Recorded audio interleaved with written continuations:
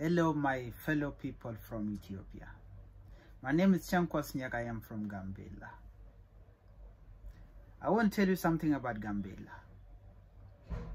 I believe most of you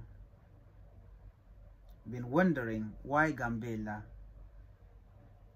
been in conflict, constant attack within the region. And our previous government never stopped all these problems that were created by them.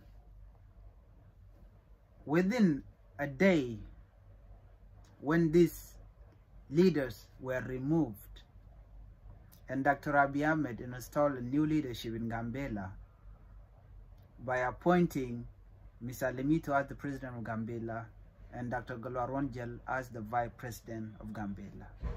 Within one day, Gambella became a peaceful place.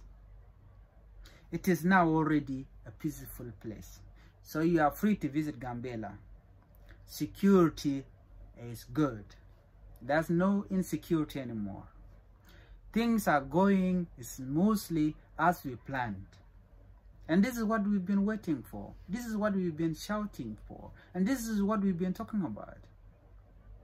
Thank God, peace is back in our region. So if you are somebody who would like to visit Gambella, feel free. Come visit us, enjoy with us. That's it. Peace out.